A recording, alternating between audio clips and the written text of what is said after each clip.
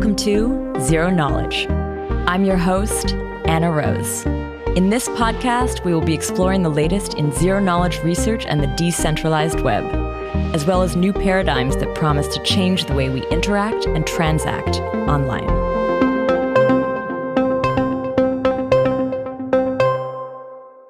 In this week's episode, Tarun and I learn about the JPEG project with founders Maria Paula, Sam, and Trent. We chat about the art-NFT intersection, the role of the curator, algorithmic curation, and the meaning of combining digital art. We also learn about where JPEG fits into the ecosystem, the problems they are aiming to solve, and where the team sees the space evolving. At the end, we get a chance to brainstorm about the potential for ZK NFTs, a project close to my heart. But before we kick off, I want to remind you to check out the ZK Hack online event. It's happening now and consists of weekly workshops about key ZK tools, as well as having an advanced weekly puzzle competition. If you want to jump into the space professionally, or even just for fun, this would be a great event to join. It runs for 7 weeks, every Tuesday, going until December 7th. There's a fantastic community forming around this event, so do jump in. Also, if you're looking to get into the space professionally, you may want to check out the ZK Jobs Board. There you can find ads from top ZK teams looking to hire. I've added the link to the ZK Hack and the ZK Jobs Board in the show notes. I also want to thank this week's sponsor, Anoma. Anoma is a multivariate and multivariable bartering protocol that enables bartering among N parties of arbitrary assets, including NFTs, all with zero-knowledge privacy. Anoma removes the requirement of a double coincidence of wants or direct matches between very different asset types. I've added the link to co-founder Awa's Twitter thread in the show notes if you want to find out more about this project. Quick note, the ZK Validator was an early investor in the project, and Anoma is also one of the partners on ZK Hack. Be sure to stay tuned for Anoma's first public testnet, in which you'll be able to play with Anoma's proof of stake, intent gossip matchmaking layer, and custom validity predicates. You can check out Anoma's codebase on GitHub, and a quick note, Anoma is currently hiring. So if you're interested in finding out more, check the link in the show notes for their jobs or look for them on the ZK Jobs Board. So thank you again, Anoma. Now here is our deep dive into the JPEG project. Today, Tarun and I are chatting with the team from JPEG. I want to welcome Maria Paula, Sam, and Trent to the show. Welcome, guys. Thanks so much for having us. Thank you very much. Hey, thanks for having us. All right. I think before we kick off, I want to learn about all of your backgrounds, but I also want to first define, what is JPEG? What is this project? Maybe one of you want to take it. Yeah, JPEG is a curation protocol.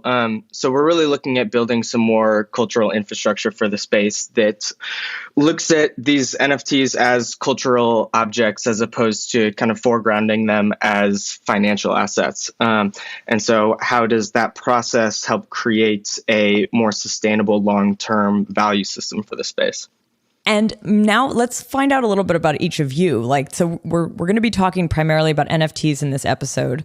But yeah, I'd like to hear a little bit about what led you to this. Because, I'm going to maybe start with Maria Paula. I've known you for years. We actually started in blockchain around the same time at almost the same organization. You were at Web3. I was at Parity back in 2017.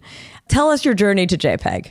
Right. So when we met, I was actually working at a protocol at Polkadot, and I've been working in communications for a very long time.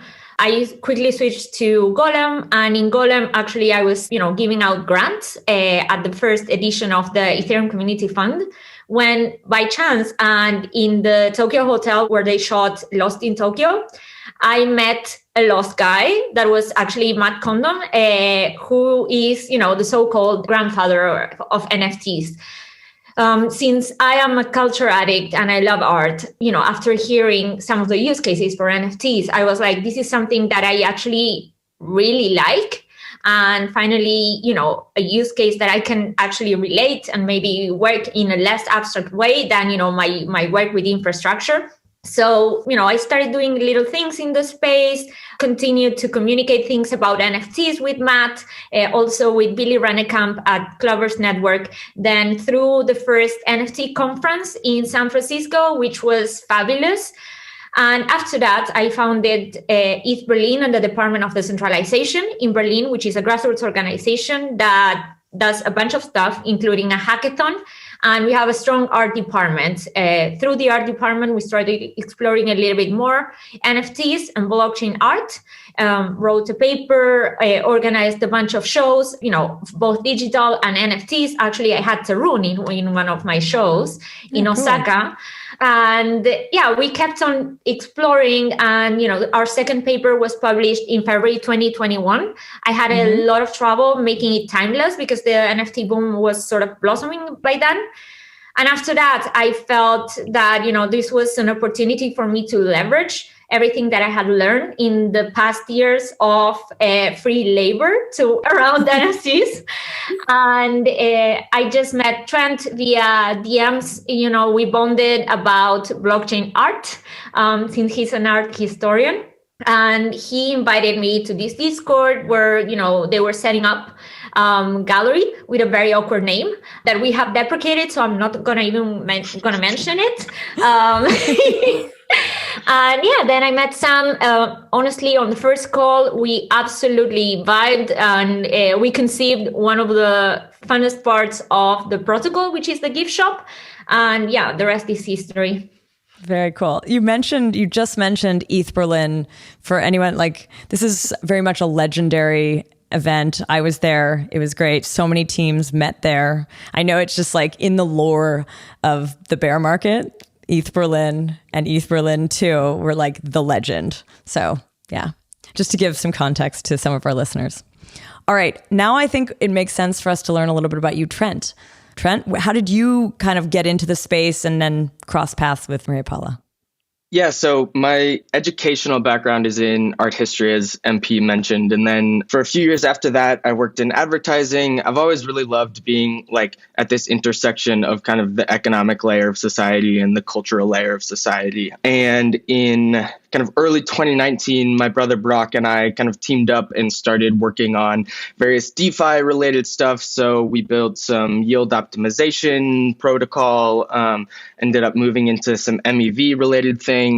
In August of 2020, we, along with Will Price, Dan Elter, Clinton Bembury, launched an algorithmic stablecoin called YAM, which is a kind of legendary saga in its own right. I stayed on with that community for about 6-7 months, just kind of building up those contributors, getting the community back on its feet after all of the kind of shenanigans that occurred there. And as I was scaling back my time at the beginning of this year, 2021, in kind of January and February, I just fell in love with some of the NFT space. I think it was really PAX the title drop that showed me how NFTs can be this really interesting conceptual investigation into value and questions about what NFTs even are. And so that was kind of my entry point at which I fell down the rabbit hole and just started having so much fun with NFTs. It was that was the first time in a long time the internet had just provided this kind of unbridled, weird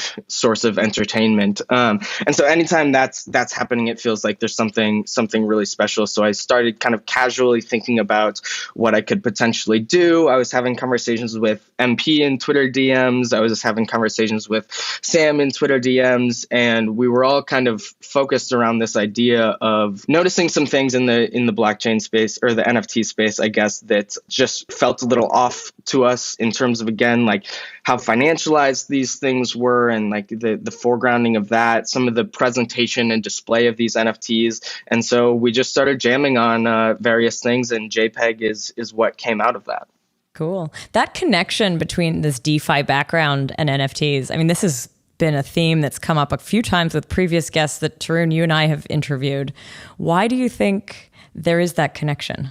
I can't speak for everyone, but I think for me, at least, it was I got into DeFi because I love some of the ideology around crypto, and it's this extremely exciting kind of formerly fringe industry to work on that was just where all the cool, weird, smart people were hanging out. But I'm not actually a finance guy at heart. But that was the only way you could work in crypto, was to do the finance stuff. And so as NFTs have come about, it's all of a sudden, oh my gosh, we can actually play at the cultural layer of society. And that's just, for me personally, where I want to be spending my time. Interesting. Tarun, I want to throw this to you. Do you have any theories as to why there does seem to be that connection? Yeah, actually, one of our previous guests wrote a Twitter thread this morning about that, which is Luis from Fingerprints. But I think it's sort of similar where I think a lot of people first not shitty crypto products that were decentralized were usable. Because I think like prior, like everything from 2017 and before was mainly a centralized service that had like good UX, right? Otherwise, it was you using a wallet that would half the time brick itself, or you would lose your funds, or ... There's tons of negative user experiences. But I think like Uniswap and the lending protocols were the first time that you actually had like usable, not like for the masses, but if you cared enough, UX that was not crappy. And I think that like opened people's eyes to things. But then I guess once you kind of got into that, you realized, hey, there's like something more palatable about this world when there is attachment to objects versus like strictly purely speculative meme coins. Although, look, people still love that. People still love the speculative meme coins. It's not like that's going away. Interesting. All right, Sam, let's hear a little bit about you. Tell us how you got involved in this space and what led you to JPEG. I'm very curious to hear if you have a DeFi background too.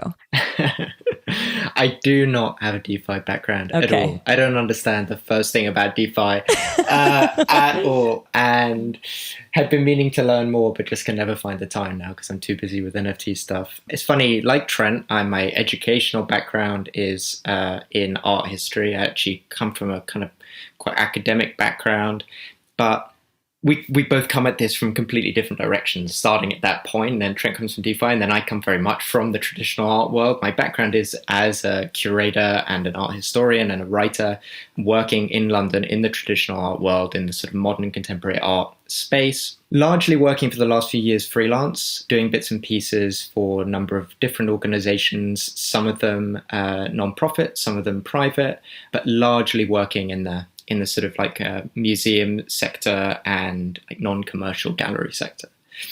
I remember sitting down for dinner in 2019 with a friend of mine who's been very deep in crypto for a very long time, and him handing over his phone to me and saying, I just bought this piece of crypto art. I was like, what's that? And it was this, image of like a lion or a leopard or something. And I was like, oh, cool. And he was like, yeah, it cost me $20. And he explained to me what an NFT was, and he bought it on Super Rare. And he kind of suggested that we look into it together. And so I spent the weekend looking at Super Rare, like scrolling through it. And I was like, this is clearly really interesting, but I just don't have the time. I was like finishing my master's at the time, and I was like applying for jobs afterwards. And it just, wasn't the time for me to get deep in it. Fast forward 2 years, and beginning of this year, like the first week of January, I remember having a conversation with somebody about something completely unrelated. And it triggered this memory of the GAT conversation I'd had and of NFTs. And I was like, I want to check out how that's going. So I did. I went on to Super Rare and started looking around. You were like, what's going on now there? I wonder if it's grown at all. Yeah, I wonder what's going on. And I started looking around, and like, clearly it had. The prices were considerably higher than they had been when I'd looked before. And I just became really interested in it. And my background is really like academically working on conceptual artwork. And there was something about NFTs and the kind of division or distinction within an NFT between sort of the tradable or kind of exchangeable like a token and the associated media, and the way in which, there was something kind of very like immaterial about it that just resonated with me and made intuitively a lot of sense. So I kind of appreciated it on that level and wanted to get more involved. So I started working with an artist who I knew, whose work I thought was sort of conceptually aligned in some way with the technology, while being completely, it was digital photography, but it was sort of conceptual digital photography. Started helping him produce work and sell his work, market his work. And while I was doing that, I started meeting people in the space. Trent was one of the first people I met. Luis from Fingerprints DAO was one of the first people I met. A number of other people who, are now doing really exciting things in this space were really welcoming with me. And my first impression after a couple of months was, okay, this is clearly a very exciting market to be in. At that time, I wasn't buying or selling NFTs, but there was no kind of culture other than the market. And it especially was seeing a lot of people who were big collectors calling themselves curators. And it was very clear that the idea of curation was completely conflated with the idea of private collection. And actually, historically, that is a relationship that is interesting, and many important private collections running back through to the 17th century have actually become some of the most important museum collections today. But, obviously curation is more than that. It's more than just buying things yourself. And so Trent and I, and then MP on that first call, we started trying to think about how we could kind of facilitate that. People should be able to express their interests or their expertise in things without necessarily having the means to own those things themselves. And I guess this brings us to JPEG itself, which you defined just before. It's more of a curation platform. Maybe we can dig a little deeper into what that actually means. So I think people are familiar with marketplaces, NFT marketplaces, where you buy and sell NFTs. You can mint NFTs there. Often you can add, percentages. You can choose sort of the attributes of the NFT, mint it there, sell it there in a marketplace. But how is JPEG and curation different from that? I think one of the early kernels of an idea or an insight that we had around JPEG was looking at the way in which the NFT market was functioning, and still functions largely today, but particularly kind of in the first half of this year, was seeing this mimicking of the traditional legacy art markets value systems kind of being crossed over into this NFT ecosystem, in which the taste-making apparatus is essentially comprised of massive collectors who have, both the capital and the reach to determine value, and the large auction houses that have the reputation built up that, everything that they put out is considered to be of quality. So you see that, particularly probably with art blocks curated and super rare, right?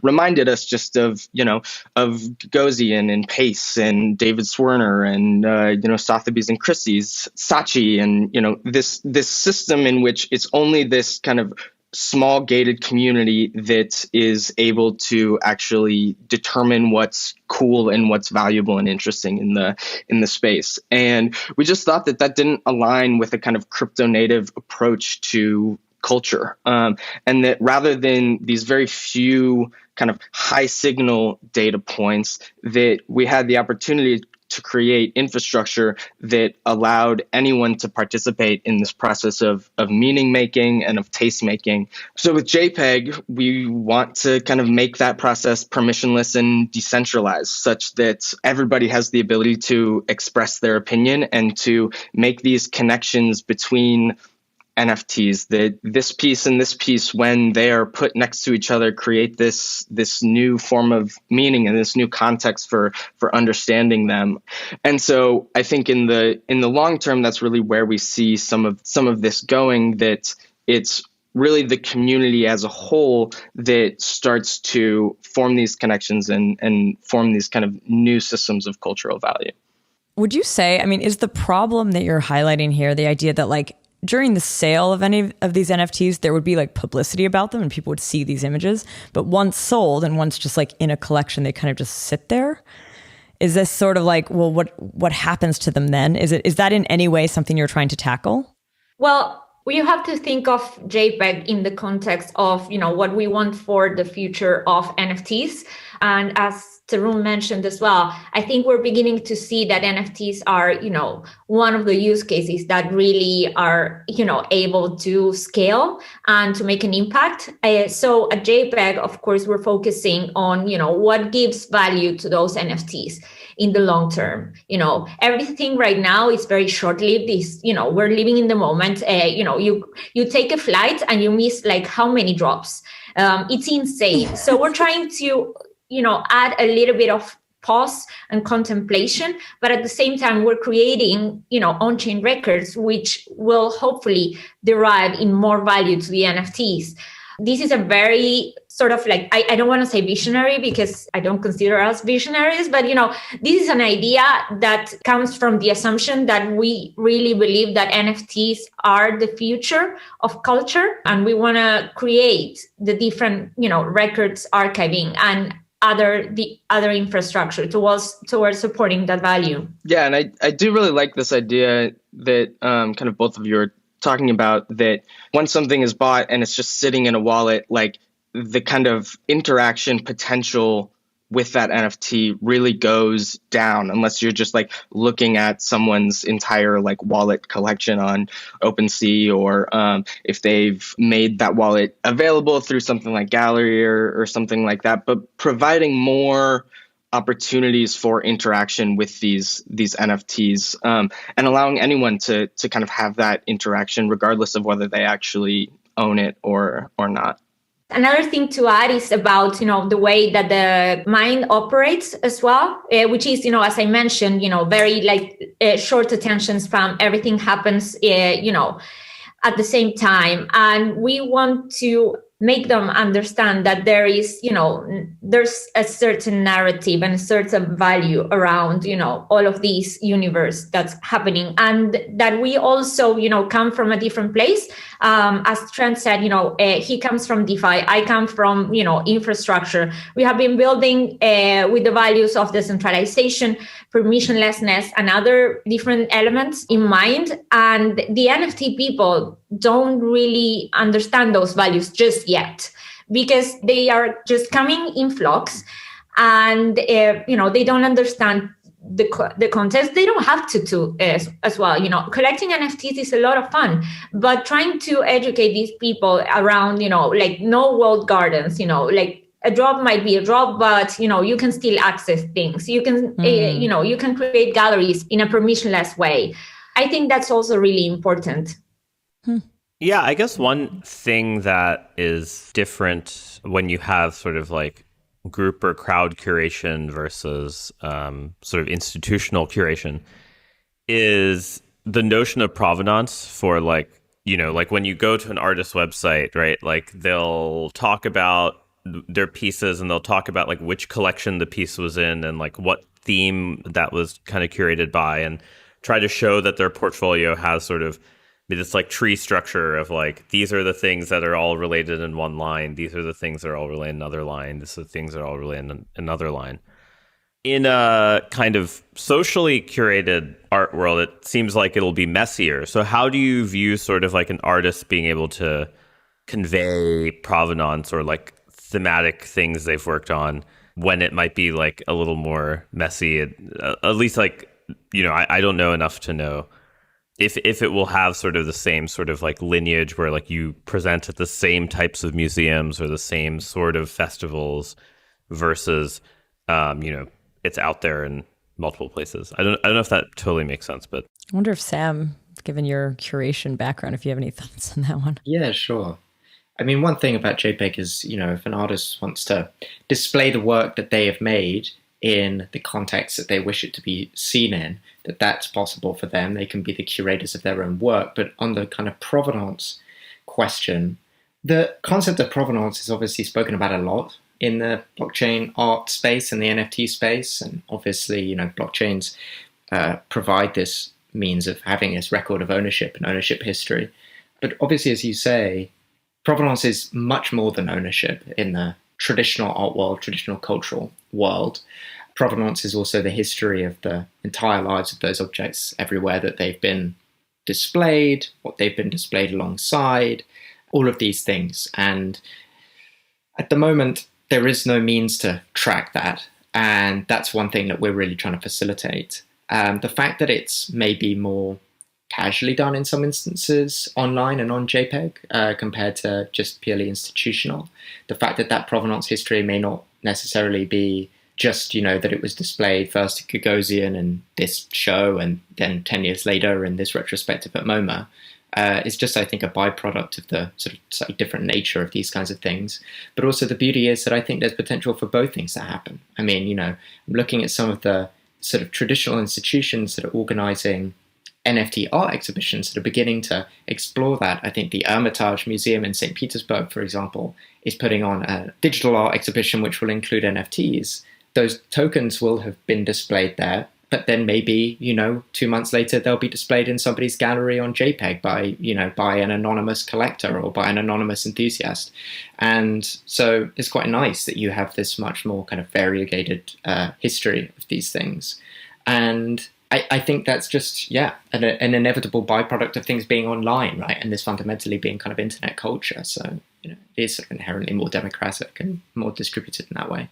One thing, I guess, maybe is, and this is sort of a very hazy coarse analogy, so apologies in advance. But one thing is I feel like the search engine problem for online art is much harder than it is in reality, right? Like I do feel like people in normally, right, they'll go to a festival or they'll go to like a certain set of exhibits and they'll kind of have like be able to at least like find roughly what they want to look for. Whereas I feel like there isn't really a particularly good way of finding new art, right? Like, I mean, for instance, on OpenSea, the things featured on the front page get like almost like 1 million times more views than everything else, right? Which is just kind of like this weird thing because they don't really do great curation. They just kind of like pick.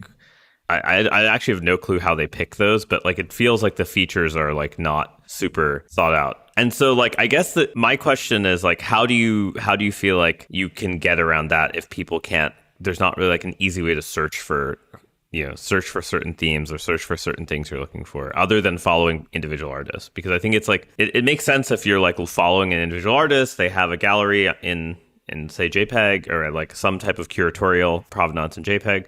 Versus like, hey, I want to find everyone who is doing these types of things right now. Right? There's not really like an easy way to do that. And I guess my question is, do you view your role as somehow in helping in that? Yeah, I mean, to some degree, the OpenSea thing is a phenomenal testament just to the power of curation in some ways, which I think is kind of worth highlighting, right? There is this massive impact that when someone with super high reach and high credibility says, go look at this thing, then like a lot of people end up doing that, which is interesting. I think one of the things we've also been toying with is the kind of way in which we encounter curation in our daily lives, like almost constantly, right? Like whether it's the Morning Brew newsletter curating news or like Google page results, like curating information, right? There are these different ways in which you see curation showing up as human generated and as algorithmically generated. And I think in so much of our digital context today, like it is mostly algorithmically generated, in which it's taking all these data inputs and taking your personal data and then finding things that fit that kind of match. And I think there's an interesting potential for decentralized social networks and decentralized information systems in which that curation starts to be much more human driven across the board, with algorithms starting to kind of help at the edges, as opposed to the reverse, in which it's like mostly algorithmically driven with human data helping at the edges. And so I think there's some really powerful elements to search and discoverability that start to emerge as curators come onto the JPEG platform and start to create connections and exhibitions according to specific themes, adding that context of, this is what I'm seeing in this piece and this is why I like it. And, pulling out things like keywords from those descriptions that can potentially be used to start to create this kind of second layer of categorization, as well as, again, this idea that, Sam is a conceptual NFT art connoisseur. And so you can just basically subscribe to follow his conceptual art gallery that he curates on JPEG and adds to consistently to essentially, find those new pieces that Sam is discovering, because he's putting in that kind of cultural labor to track that part of the market. And I am someone who's interested, but is unable to kind of put in that much work to it. What you described there about that front page of OpenSea, I mean, it reminds me a lot of like when YouTube first started, and YouTube had this front page and it would highlight these videos. I actually, at the time, worked in music, and a music video I had worked on was highlighted, and the impact was insane, right? Like, it wasn't MTV, it wasn't a big music channel, it was YouTube, but actually I think the impact culturally might have been deeper. Like, it really got into people's eyes. And that was actually done. I later met the person who had, by chance, I met the person who had been the curator at YouTube putting that there, like was going through all this stuff, was finding cool stuff. It was like 1 or 2 people at the, very early on. And then there was always conversations about creating sort of these like video dashboards. And I know that like there were people who created lists and stuff like that. But I feel like, at least on the YouTube example, like it fully became dominated by the algorithm. Why do you think, and this, I mean, I don't know if you can answer, but like, do you think that in this decentralized version, it doesn't also become replaced by an algorithm, just possibly an open source algorithm that we all like agree to? I don't think that's necessarily bad. If algorithms can help us, sort of determine value, and we can collectively decide on what we define as valuable, then if it's a human or an algorithm, I work in tech, so I won't say no to the algorithm. Obviously, as JPEG, we would really like to create some kind of labor stream that brings awareness towards the people doing the work and the curation. And I think this is really important because oftentimes in NFTs, you actually hear a lot from the collectors and the creators, but you don't hear about, the people that are also in the art world, that, the curators, the gallerists, the events organizers. You don't hear from them, in our NFT world. So our intention is also about raising awareness about different kind of labor around the cultural industry as a whole and around NFTs as new cultural industry that we're seeing. So both things can coexist, but I won't say no to the algorithm. Okay, got it. So this idea of the human creation, this is sort of like step one. It doesn't mean that it's going to like only ever be that. Yeah, when we were actually deciding what were we going to do about JPEG, who we were as an organization, as co-founders as well, and which ones were our goals, we first had to define what is curation. And curation to us is second order creation. So this is very connected to the question that you just asked, because as we see it's so valuable and we see it has so much future, then we definitely want to, make sure that we give attention and intention to the whole process. Yeah, and I think the algorithms, their purpose in something like JPEG's protocol is to really empower and allow for then human curation to occur, right? One of the great things about algorithms is like they can take in massive amounts of data and like data far into the past, right? Like I think a lot of the ways that people are discovering NFTs today is like in a Twitter thread or on Twitter, which is just so ephemeral. And so that element to which through a immutable source of provenance, what someone has curated and discovered in the past can continue to play a role in what is being kind of determined as interesting or valuable today is, I think, a really powerful thing that allows us to hold this history in a certain way and not just like always be moving on to the next thing. Is there any project that you would call comparable to what JPEG is? Or do you feel like it's sort of a new class of conceptual projects? I think we're building a new class, but also, as Trent mentioned just now, and I was actually, going to connect to his point, what we're building at JPEG is only one of the pipes from the cultural infrastructure that we actually want to see. And we hope to be able to be complemented by other groups building different stuff as well. I think that the people that are building, the museums of this new cultural industry are absolutely fantastic. Mocha is doing a great job. They're also, doing curation, but it's about, the curation within their community, and it's about the curation of the assets of each community member. So that's complementary. What was the name of that project you just mentioned? It's Museum of Crypto Art. Okay, MOCA, I think you said, yeah? Yeah. Nice. So I think they're doing a fantastic job. We are also really of platforms like On Cyber that are not doing the kind of curation that we're doing, but they're allowing curators to create fantastic galleries with, like great VR experience as well. So we're hoping to, be one of the building blocks. And we're also hoping for all of these platforms to come and test our work and, obtain this record of on-chain provenance from us. It's sort of like what we were building in Web3, and that sort of diagram that you see very often. Everything should be stackable and the modules should be combined. But there's no monolithic solution because otherwise we would go back to centralization. That doesn't really make sense. That makes sense. Just a question though. Now, I kind of want to understand how this actually works. Like, I think I understand conceptually what this is. Basically, I'm guessing you have like a site or some web element which like collects a bunch of NFTs, but are you actually doing anything on chain to collect them? Or are you just going to get them from like IPFS and like bringing them into one place?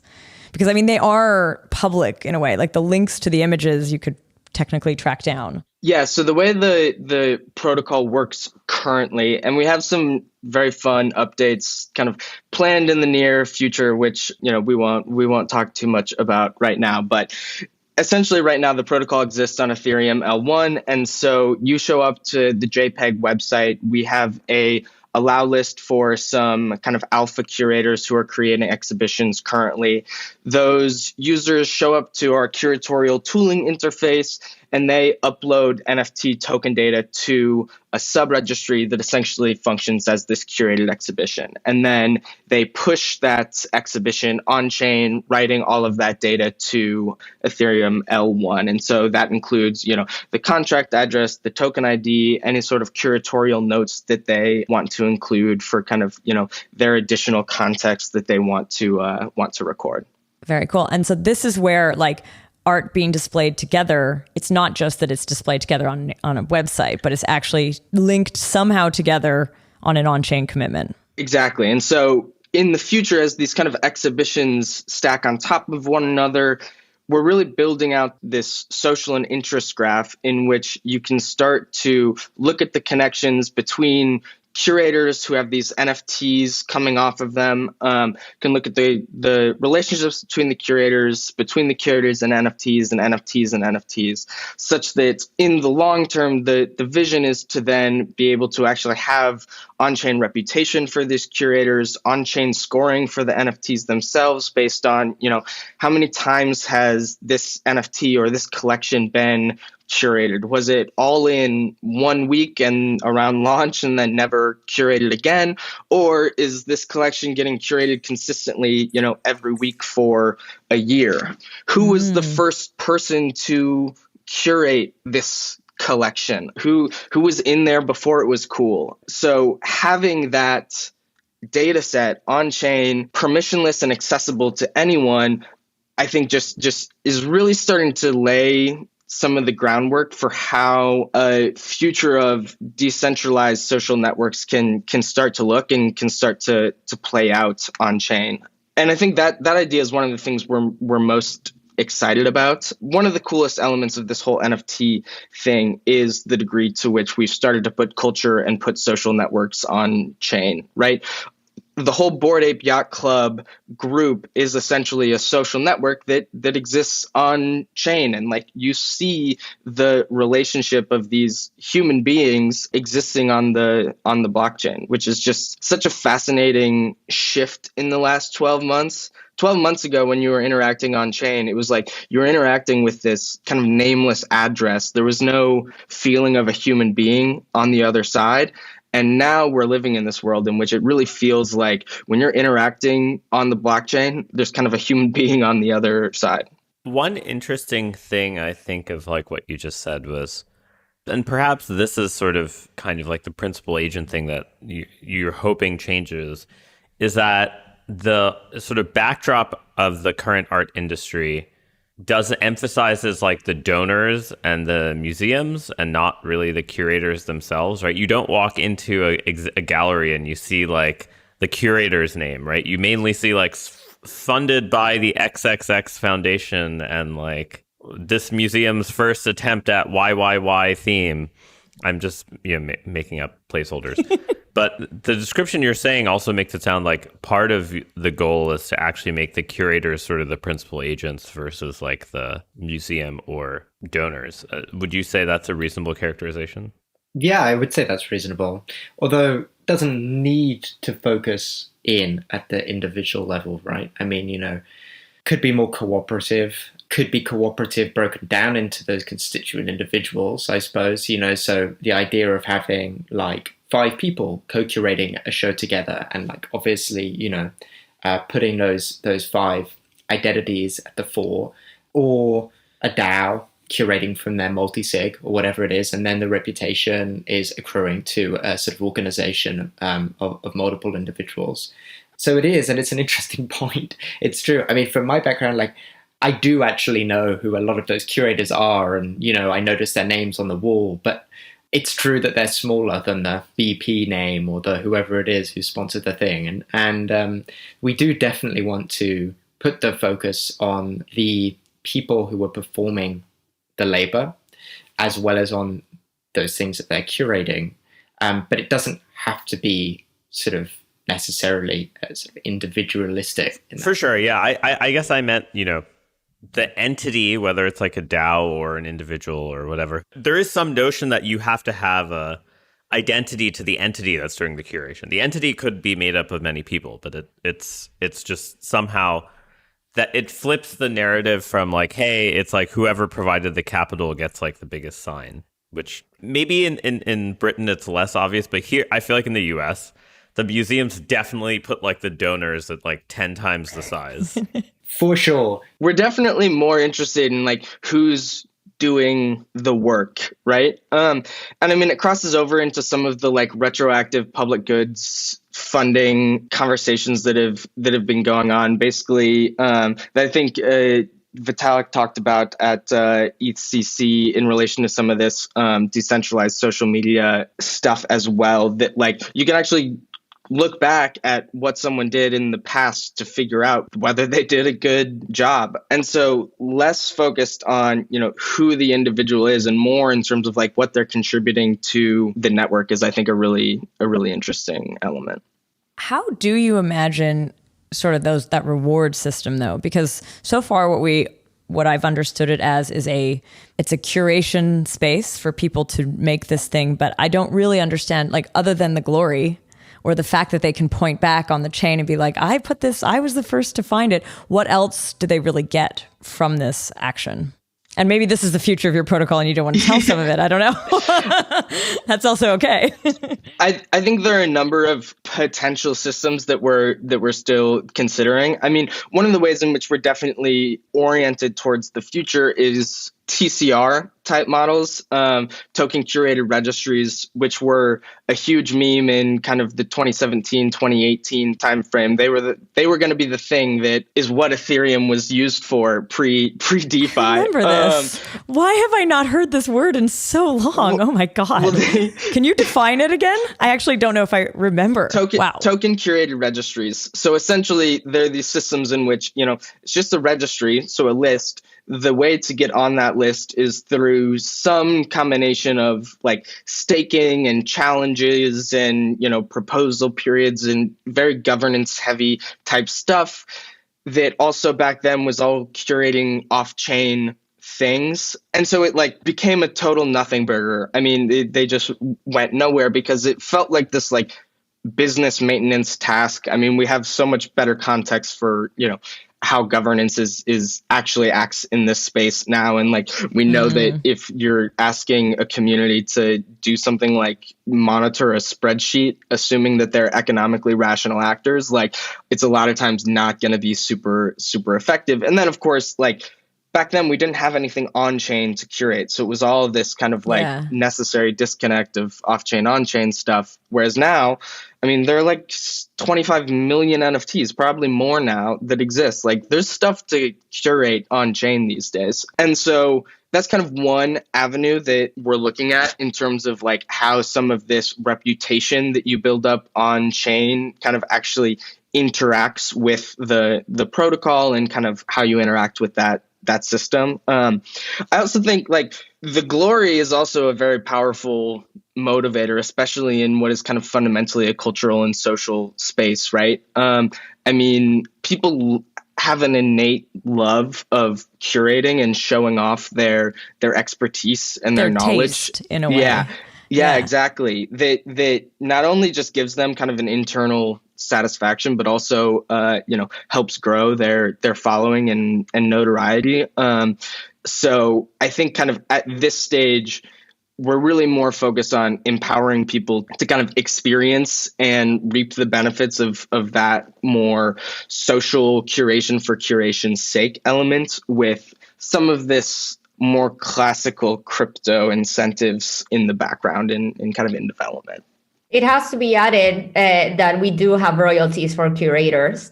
I think that we have so many good ideas for them that we forgot that tiny thing. But yeah, we have royalties for curators. But we also have like huge ideas, like Trent says. How do you get royalties though? Like, how does that work? Because like to me, like where's there a monetary exchange? You're basically just saying like, here's a bunch of things that I think are cool. Boom.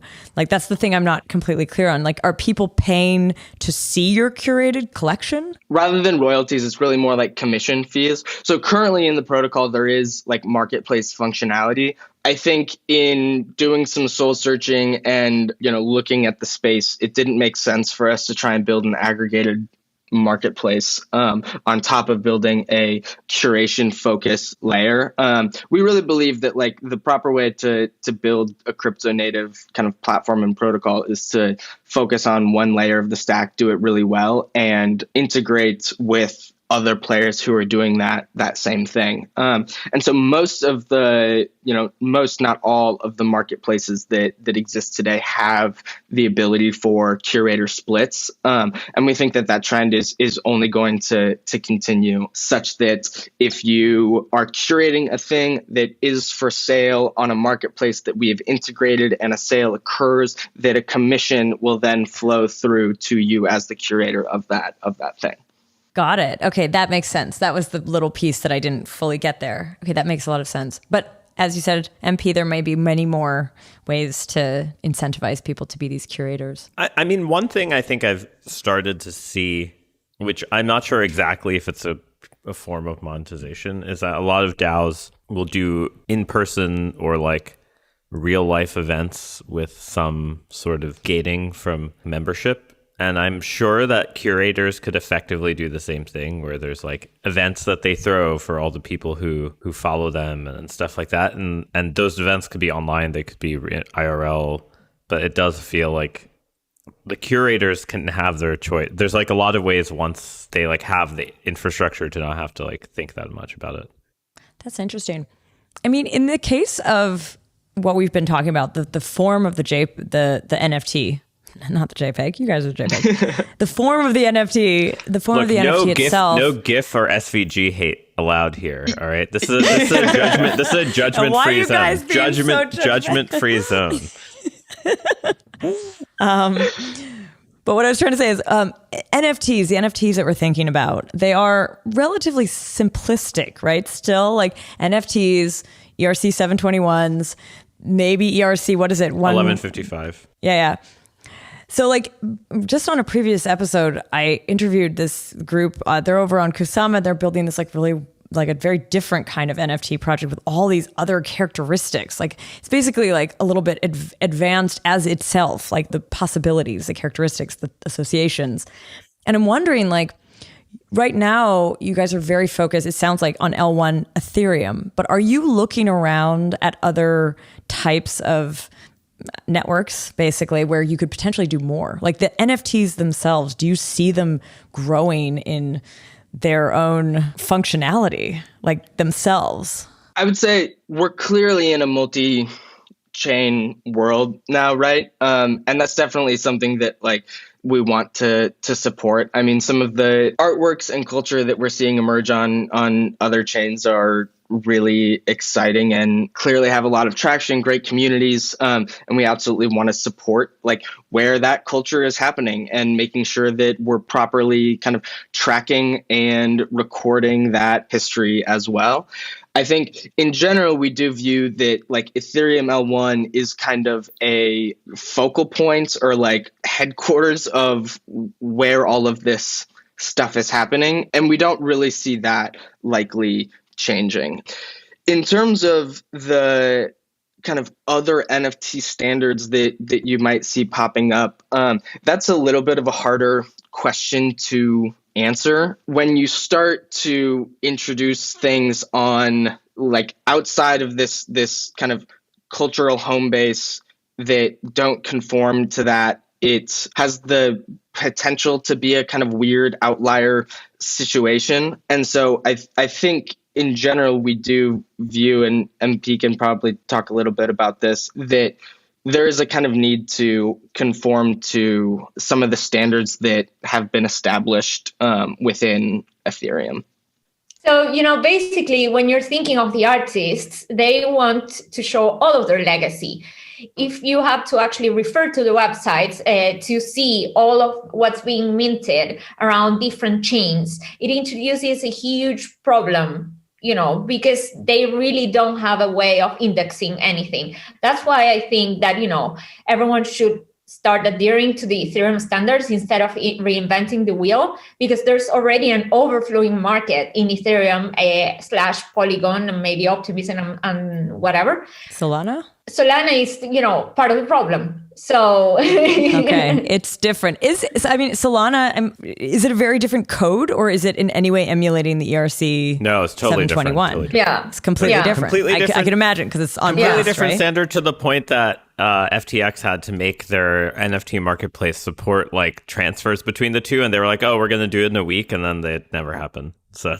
Oh, so imagine if that's one of the problems, and right now it's mostly generative PFP projects going on in Solana. Imagine the problem that it brings to creators and to the whole ecosystem. Like right now we have a huge problem with OpenSea being like a huge garage. Imagine when the other when the artists are trying to gather their collections from Hen, their collections from Super Rare, they're like. It's a compatibility mess. And, it's going to be like the problem's going to just like blow out of proportion. And that's why, I believe that they should be trying a little bit harder. Yeah, because it really doesn't serve the creators if the creators are minting assets according to token standards that don't have longevity. And it becomes this, like, they have this work that for this brief period of time was according to this standard that never got any traction. It's like that work ends up just being lost. So it's like there's some really careful consideration that kind of needs to happen around there for the creators. And like, of course, something like Solana probably has the capacity to create their own kind of ecosystem and standard. And like it's not going to be a huge issue, but as those things proliferate, it's that old comic of like, oh, we have 14 standards. We need one standard to unify them all. Now we have 15 standards. I have a weird question for you. Do you know if the original CryptoKitties are actually listed on OpenSea? Can they be listed? Because they're not ERC 721. They are on OpenSea. Yeah, you can view them. I'm not sure how they bridge them, but they're definitely there. Okay. I feel like they just made custom support for them because of like the historical context, not it's because of how famous they are. Yeah. Well, also like in the bear market, it was like there was no other NFTs for a while, right? Like so, like what else are they going to do? Like they're building their platform. They need someone to trade something. And wait, I also thought that CryptoKitties were the first. CryptoKitties are the first ERC 721. CryptoPunks weren't, but I'm pretty sure CryptoKitties were. At least that's what is always said. Yeah. I always understood it not as, or maybe it was done before formalization, but I've always been under the impression, I'm sorry, we're just going to like leave this on air. Someone out there knows. I do have 4 against 1 right now saying that it's It was ERC 721. Yes, it is. It was definitely a 721. I was just looking at the source. It's definitely. I mean, actually, in fact, the EIP for 721 mentions CryptoKitties. Yeah, but I always thought I thought it had been slightly different. No, I think, in fact, CryptoKitties is what led to the standard, because the 721 standard came from Dieter and like the Dapper, or now Dapper Labs people. The earliest ones were not, I think, based on this, because basically they tried implementing it and then they needed to make the ERC. That's like what the ERC suggests. But then maybe another example would be something like Flow, what Dapper Labs ended up doing. So they have their own blockchain, and it's an incredibly popular NFT blockchain, but just so removed, it feels like. Do you know, are they using an ERC 721? Well, I mean, they're using Move, right? So they're using a totally different programming model. So like, for instance, you don't need like storage in the same way and stuff like that. But no. They have their own, but you know, they don't really have a bridge yet. And it's its own extremely segregated ecosystem, I guess, would be how I'd describe it. That was my actual follow-up question to what you were saying, Trent, which is this idea of like, or NMP, it was this idea that like, if you are only on one chain, obviously it's a lot more simple, but if you are on multiple chains, would it be important then that bridges and bridging systems also are taking into account some of these differences? Because maybe they're not right now. They're focused more on like simple transfers or something like that. But yeah, is this something you're kind of paying attention to, the bridges between the different ecosystems? Yeah, some of my intuition is that most of the time you don't actually need to, except in the case of transfer or sale, actually move an NFT from one place to another to do, a thing with it, to play a game with it, right? All you need to do is prove that that asset is owned by the user. So I think there's been some interesting work being done for kind of cross-protocol ownership. One of the early contributors to JPEG, Sam Baugh, is working on something called like 0x Essential, which does some of this cross-protocol ownership tracking. So I think there's something potentially interesting there. It ties into what we're doing in that all we're concerned about is the data, the NFT token data, right? Like the asset doesn't need to be attached or included in anything. It's just like we're just trying to chronicle this data history as opposed to, actually interacting with the assets themselves. Got it. Do you picture the curator having a DAO of its own? We sort of said a DAO could be a curator, but like in this model that you're proposing, like, would it be possible to like do a fractionalization of that one curated show? Like, would you basically take these different pieces, make this collage basically of different kinds of art that reference each other?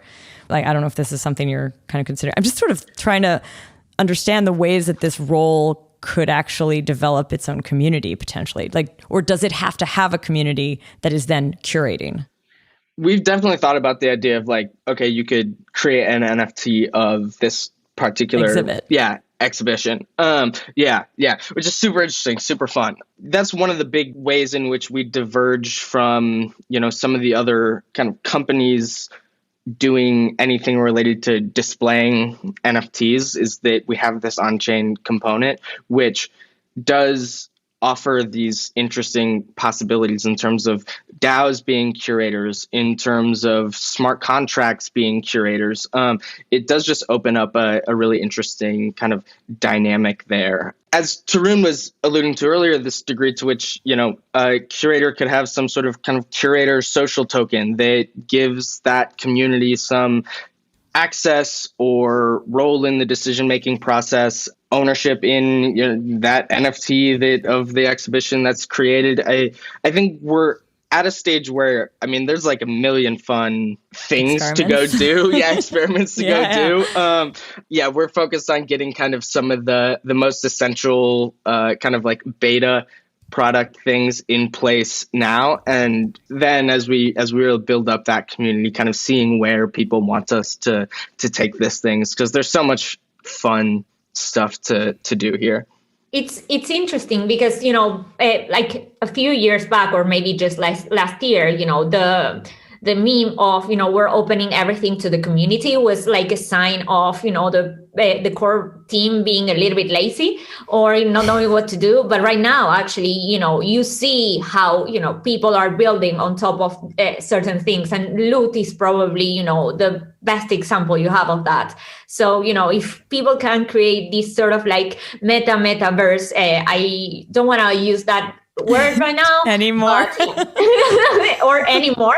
If people can build on top of what like this crazy idea of Dominic, then there is the capability of people creating different universes based on someone else's creation or their own.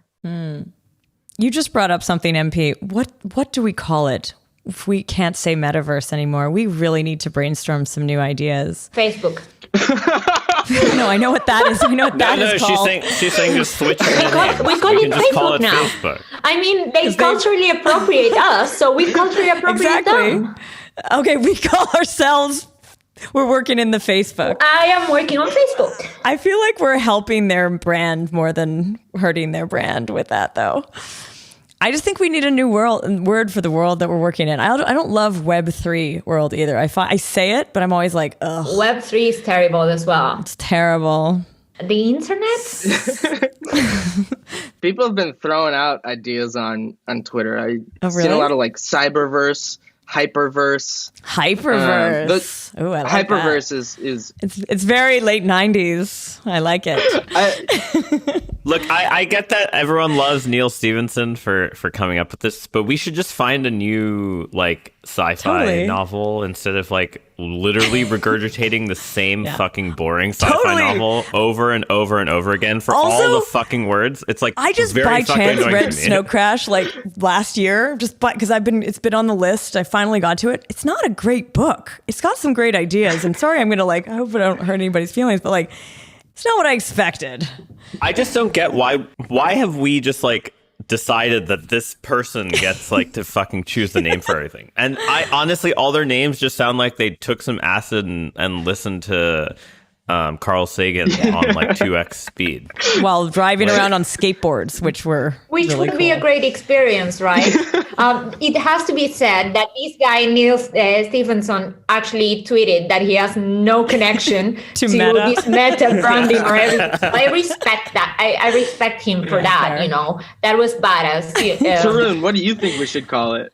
I have no real horse in this race. I'm not good at naming things, but I just really hate the fact that we've basically made shitty portmanteaus of like astronomical objects and very pedestrian concepts, and somehow we just like keep doing the same thing over and over. Like there's got to be something better than that. Like people are more creative than that, hopefully. Unfortunately, those people don't have marketing prowess, so we're kind of stuck back in the enterprise metaverse.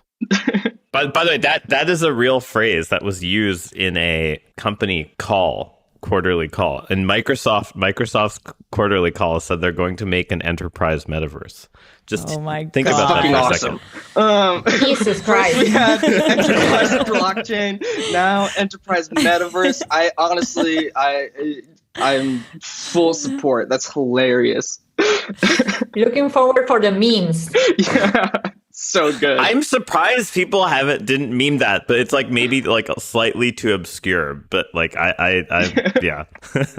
Okay, I have one last point I really want to talk to you all about, and this is actually I don't know if you have ideas on this yet, but something you were saying earlier, talking about all like kind of every activity you do on chain is even more written and immutable than every activity you do online. I think people don't always realize that. Like online, yes, it's there forever, but it kind of isn't. There are ways to get things offline. But once it's immutable on the blockchain, maybe you could hide the images if they're somehow changeable. But a lot of things are like your actions, the things that you're doing are very much written and recorded for posterity forever. So I mean, this is where ZK privacy and like the topic that we bring up often on the show comes in. This idea that like if all of your activities are so fixed and potentially like searchable, sometimes it's awesome because you could say like, I was there first, or this was my idea, or something like that. But other times, mistakes or bad choices, or like, what if you do curate something and the art that you choose changes meaning after some time? You know, like it gets used and appropriated in ways that you didn't want to. And now there's a record that you curated or even minted something that's not good or not acceptable or something like that.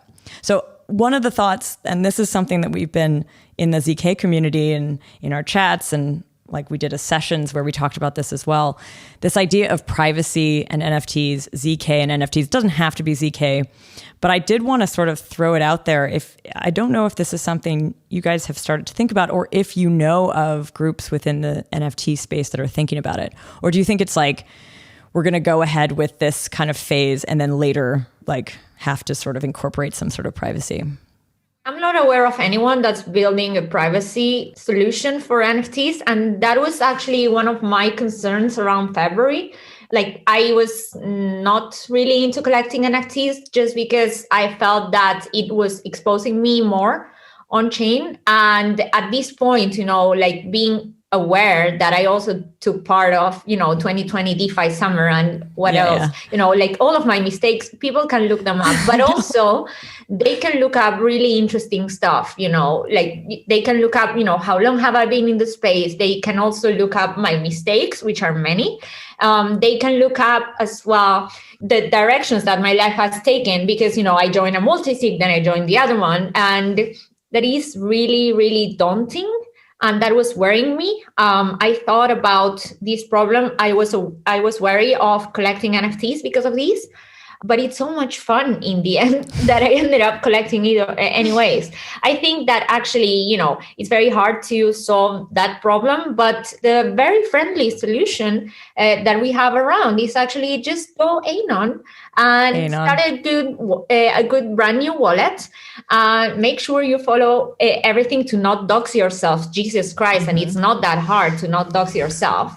Although it's getting harder. It is harder because it's like, it really is like emails, and it's harder to sign up for things without some reference to yourself. Yeah, I also just assume every single thing I've ever done on chain is doxed, and that it's just all out there.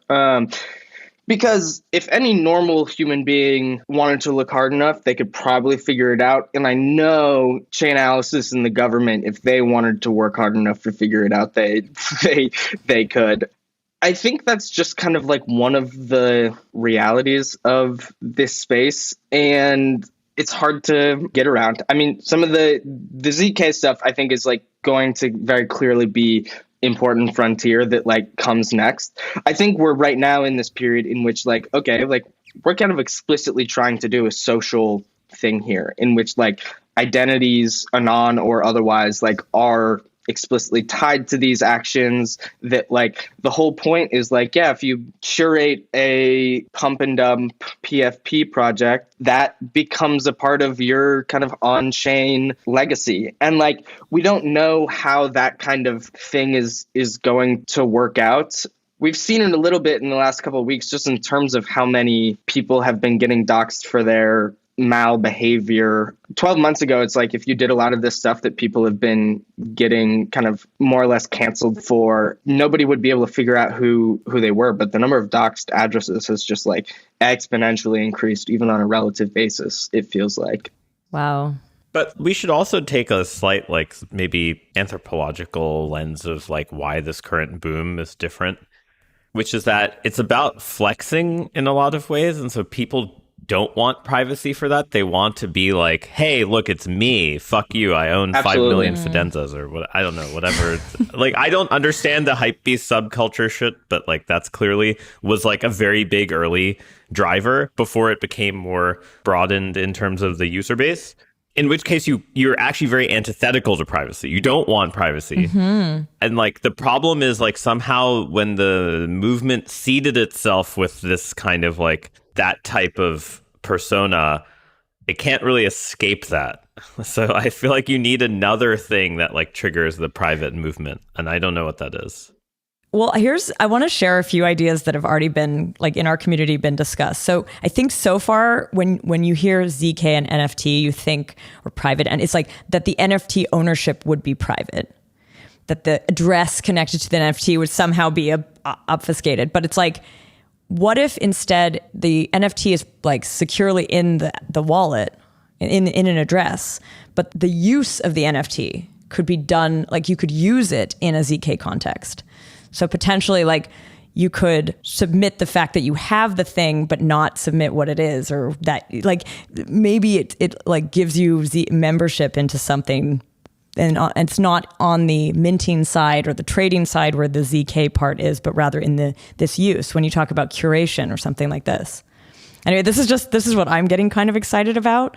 So I just wanted to bring it up. I've been thinking about it for a while, hadn't mentioned it on the air on the show.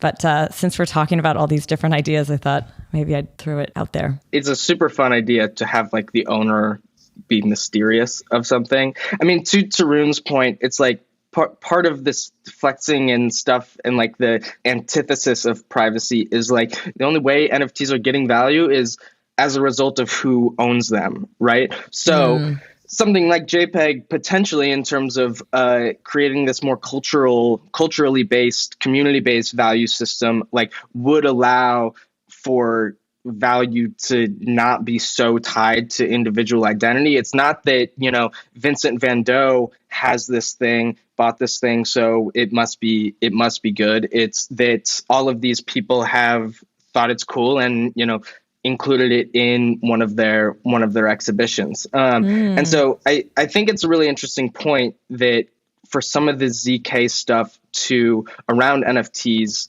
gain prominence, there does need to be a different kind of value system associated with them.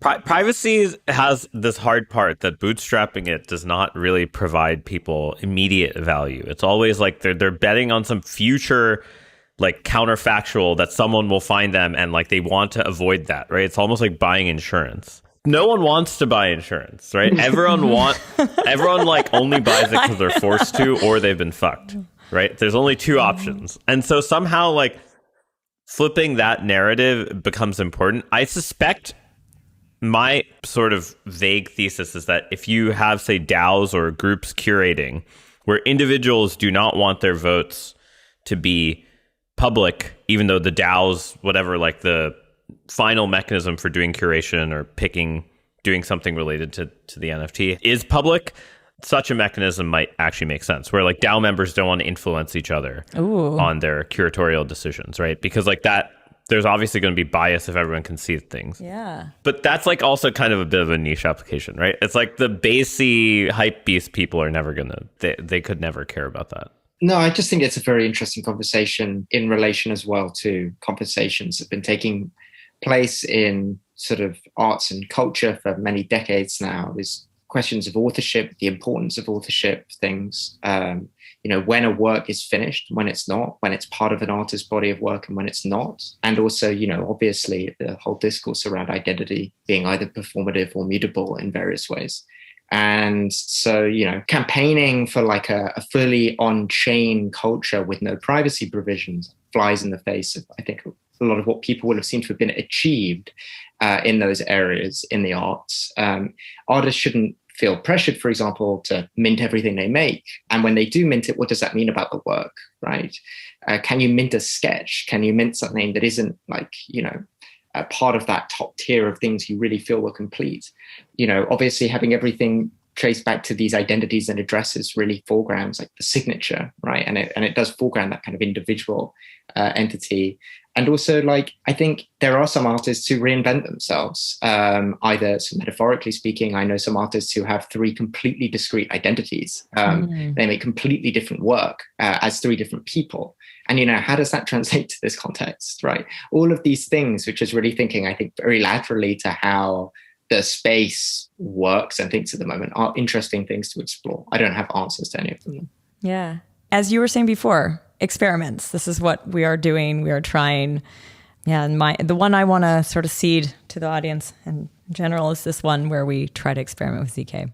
I think in some sense, we probably need privacy preserving DeFi first before we could actually imagine the NFT use case being palatable to people, because like people can't even transact without giving out their email or like effectively right now, right? Like, okay, yes, I want to sell something on OpenSea. What am I going to do? Like hit refresh and like stare at the page 500 times? Like, right? So like we still got a long ways to go in that world. I totally agree, but I think there is an interesting idea here of experimenting with some of the ZK stuff in terms of like, maybe it's a minting contract where like the minter is totally anonymous, anyone can utilize it, and like you try and get big artists and like imitations of big artists like all doing this thing, such that there's like speculation around like, is this actually X copy, or is it like one of, you know, X copies kind of followers clones. or exactly. Or a GAN that's trained on X copy that's